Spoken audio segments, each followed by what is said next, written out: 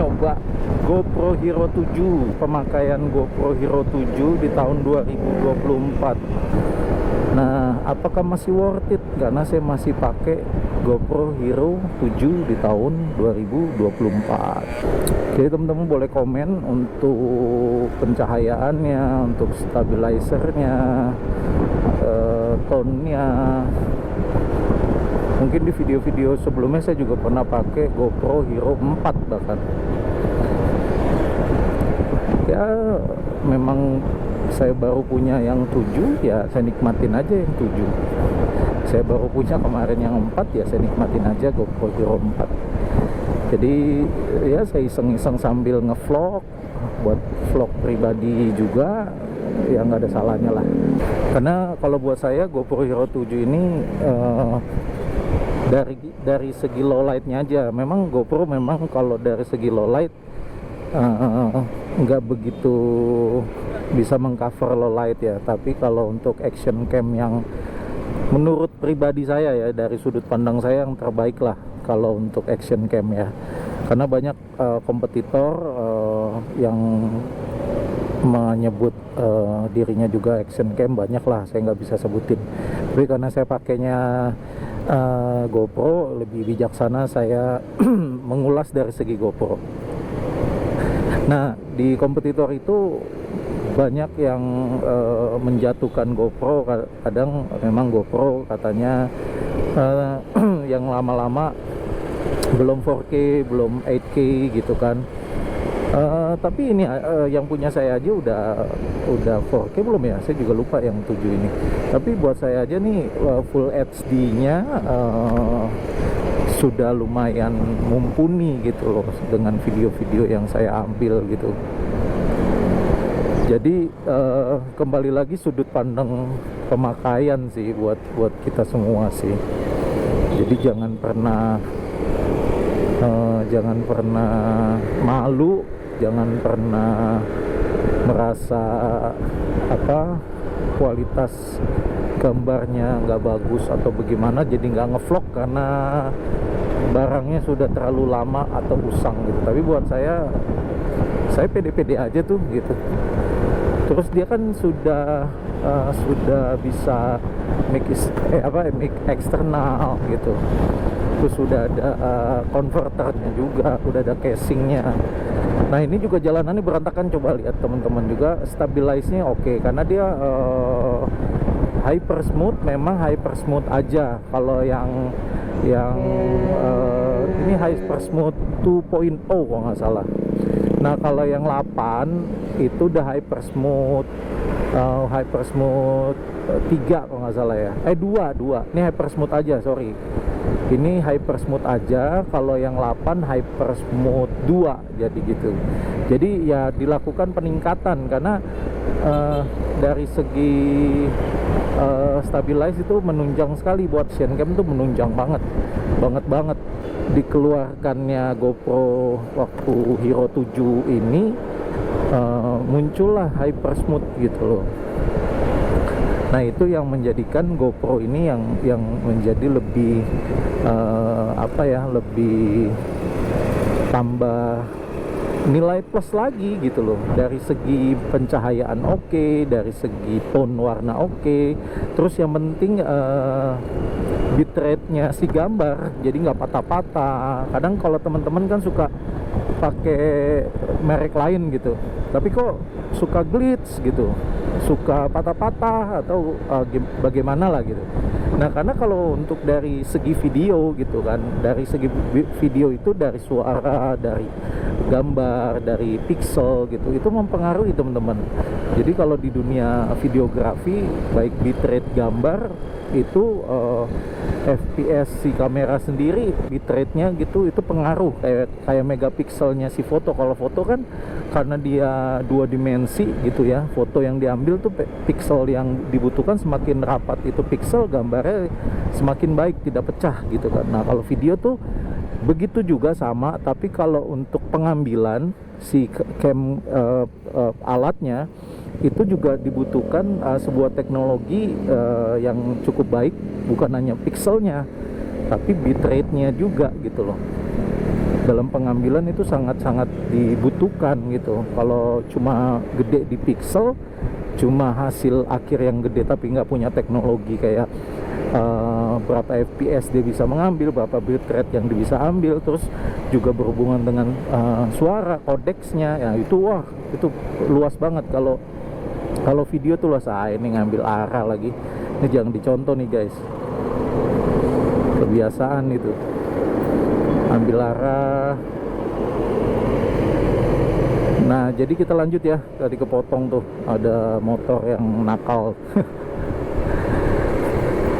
Ya, jadi menurut saya ada baiknya kita juga melihat dari sudut pandang lain mengenai video ya, yang tadi saya bilang. Jadi itu ada beberapa unsur aspek pengambilan gambar. Jadi dalam arti sesungguhnya si gambar itu sendiri.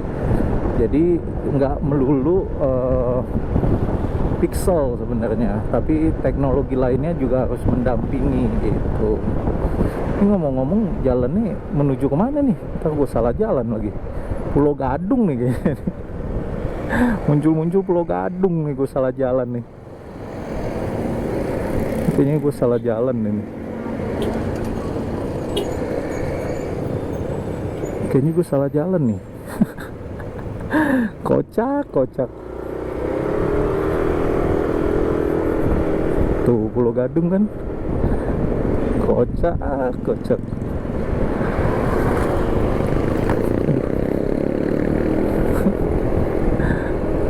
Muncul Pulau Gadung, cok. Kasihkan ngobrol. Kita dari mana tadi? Jalan raya jadi apa ya bilangnya itu? Pondok Bambu ya. Muncul di Pulau Gadung karena kasihkan ngomong. Aduh, jalannya bergelombang.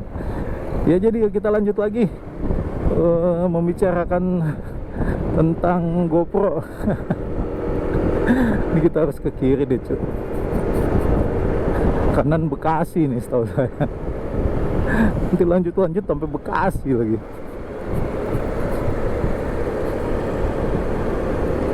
Oh di sini udah enak, jalan rayanya udah nggak pakai batu-batuan, udah digedein. Nah ini lanjut lagi GoPro Hero 7. Jadi menurut saya masih worth it sih, selama dari segi uang ya, faktor dana. Kalau kalian ada dana, mau Hero 13, 14, 15 juga pasti kalian beli. Karena saya bukan mengejar value masalah kualitas, yang penting bisa dipakai dulu. Karena saya juga masih baru-baru ngevlog, jadi saya rasa masih bisa berguna si Hero 7 ini. Aduh, jalanannya geradakan cok. Saya lebih seneng jalanan gede gini dibanding jalanan macet. Tadinya saya mau lewat Jatinegara, cuman Jatinegara jalanannya kecil terus macet, jadi males. Lebih baik jalanan gede, tapi ini biasa jalanan macet ini. Tapi jalanannya kan gede nih, akses jalannya. Saya lebih seneng begini. Ini model-modelnya nih hampir sama apa ya teman-teman? Sama Dan Mogot, jalan raya Serang. Kontur jalanannya panjang, cukup luas. Nah, tapi kalau macet ampun gitu. Tapi saya lebih seneng jalanan gede begini, lebih leluasa gitu, nggak impit-impitan, macet-macetan. Nah ini kan muncul enak nih, udah Pulau Mas nih. Tuh kan tadi salah jalan aja tuh.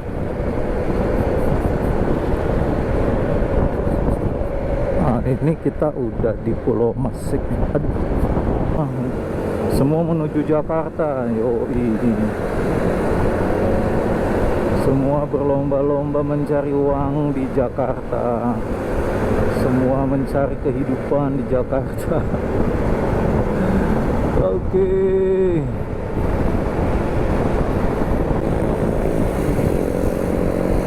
Jadi GoPro Hero 7 ini dari segi mungkin masalah lebar penggunaan lensa sih. Kalau yang saya udah pernah lihat di YouTube gitu ya, untuk Hero 10 aja itu udah mulai makin lebar gitu bukaan lensanya. Karena semakin kecil nilai bukaan lensa, dia akan bukaannya akan semakin lebar. Nah, teman-teman kalau belajar fotografi, videografi itu pasti tahu. Jadi bukaan lensa nilainya semakin kecil, ya bukaannya akan semakin wide gitu. Misalkan lensa 11, lens pertama mungkin yang mulai lebar tuh lensa 18, nanti ada lensa 16, 14, 11, 10, bahkan 8. Nah, itu semakin kecil nilainya juga nilai kedalaman lensanya tuh, titik ketajamannya juga makin baik gitu.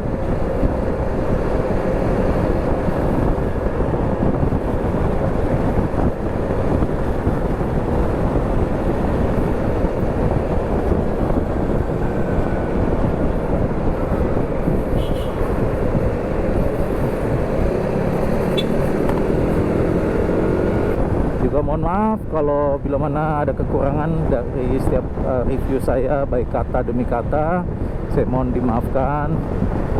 Buat teman-teman yang lagi nyari atau mau beli second juga bisa ambil ya.